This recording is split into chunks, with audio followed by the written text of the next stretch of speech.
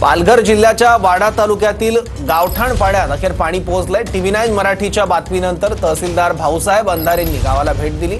गावातील बोरवेलची प्रशासनाकडून तात्काळ दुरुस्ती करण्यात आली आहे। बोरवेल दुरुस्ती करून पाणी विहिरीत सोडण्यात आलंय। महिलांना रात्रभर विहिरीजवळ थांबून पाणी भरावं लागत होतं। विहिरीत पाणी आल्यानंतर महिलांनी TV9 मराठीचे आभार मानले आहेत।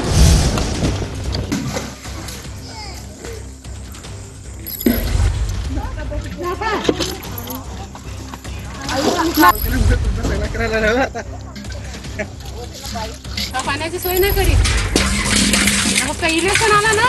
तुम्हाला सांगा तुमची पाण्याची समस्या होती, आपण त्याची रात्री आलो त्याच्यामुळे आता पाणी समस्या सुटली का?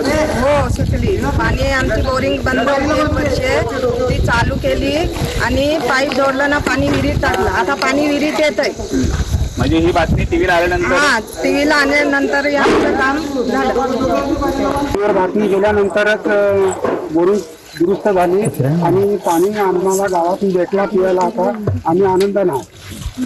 चॅनलचं भरपूर आभार मानणार, कारण का आम्हाला जे TV9 न्यूज चॅनल जे सचिन काका आहेत त्यांनी जे आम्हाला सपोर्ट केलं, त्यानंतर आम्हाला पाणी मिळालं, त्यांच्यात आम्ही खूप आभार मानणार। जे आनंद आहे हा आनंद बरेचसा काय आपल्याला सांगून जातो।